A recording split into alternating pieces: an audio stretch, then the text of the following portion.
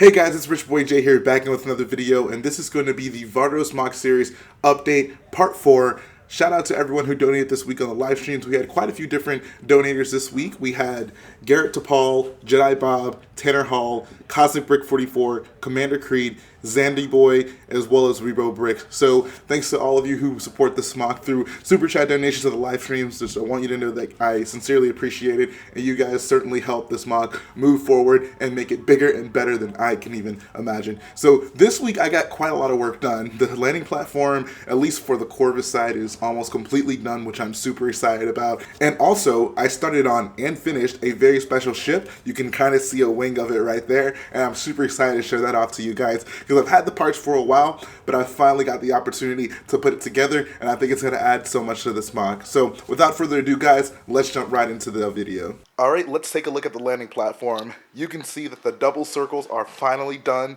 I'm so happy about that because I feel like I've been working on this thing for quite some time, but finally got the last orders I needed in to complete this thing, and I think it's looking awesome. I am so appreciative that Brick Plumber had his design out there that I could use for the inner circle, and then like I said, I just kind of built a second circle around it, and I think it came out pretty freaking well. So once again, these patterns on the landing platform are, I feel, coming together to make something that looks truly special.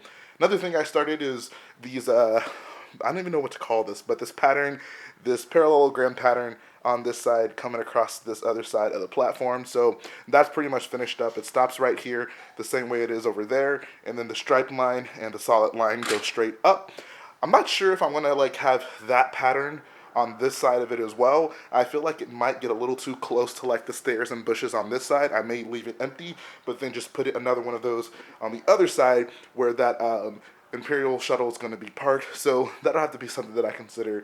I also worked on extending this area of the landing platform as well, and now that I have a pretty good picture of what this thing is going to look like all together, I can start adding in the lights. And my idea behind it is I'm just going to use these 1x2 Technic bricks with a hole in the middle, and I'm going to obviously put them in on the side, so that'll replace the brick directly under it. And I'm going to use this Power Functions light system. This thing is like a mess right now, but I'm going to basically use one of these Power Functions lights right here. Insert it into the 1x2 Technic brick like so, and then put the 1x1 red trans plate on the top. And finally, we will have a light in the platform. So that's my idea of how that's going to go. I think it's going to look pretty cool just seeing a bunch of these lined up on the platform. I honestly just can't wait to get some sort of fixture for like some spotlights on the edges of the platform, and then have those just be really the main light source for the landing platform. That way I can get some good pictures of this platform in low light settings, and I think that it's just going to look absolutely amazing. So that's certainly something to look forward to.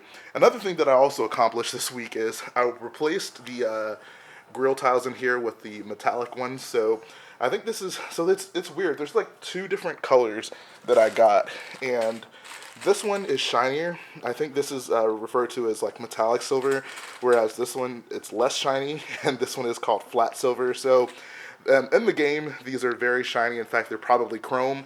I didn't want to spend the money on getting the chrome tiles for the pattern right there, so I decided to just go with the metallic silver ones, which were still a little expensive, but not nearly as expensive, and I think it gets the job done pretty well. It contrasts pretty well with the dark gray right next to it, so that makes me really happy. This pattern is probably just going to go across the entire MOC, or if not, it'll stop at some point. I'll probably actually stop at like right where the building starts right here, and then kind of continue maybe a different pattern over on the other side with the shuttle.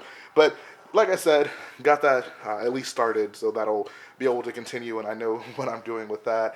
And I really kind of have to start considering a lot of the like miscellaneous things. Like there are a lot of barricades and things like that, just random like cargo crates and stuff that lie about this entire thing. I was kind of thinking about like if I wanted to make sure I had snot bricks to put in here so I'd have a stud sticking up to actually place the stuff on.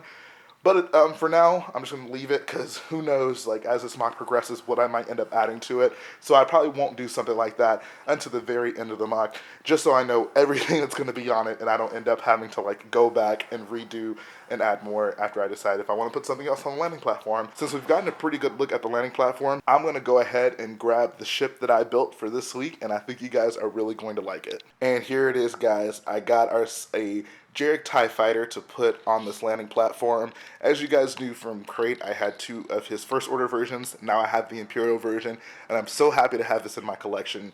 I believe the top hatch is wrong. That's the TIE Striker top hatch. I need to get the Vader's TIE top hatch, but that's an issue for another day. I'll fix that at some point. But man, this thing just looks so nice. Like, there's a reason that I don't really care about the Lego TIE Fighters anymore, and it's because custom builders like Jarek, like Insert, keep coming up with designs like this, and it's just like, why bother with the Lego sets? This thing is just absolutely awesome. But yeah, this is going to be in the MOC. I'm still not entirely sure where it's going to be in the MOC. I might build a second one to go in the MOC somewhere, because like in the game, there's a few of these on this landing platform over here. Obviously, I don't have enough room for that. The Corvus is going to take up a pretty large chunk of the area right here, and the Imperial Shuttle is going to take up the space over there. So I'm thinking this TIE Fighter is going to be on the other side of the wall where the AT-AT is, because in the game, there's like a TIE Fighter flying around trying to shoot down your walker, and you have to blast it. So I think that would be a cool thing to include in the MOC.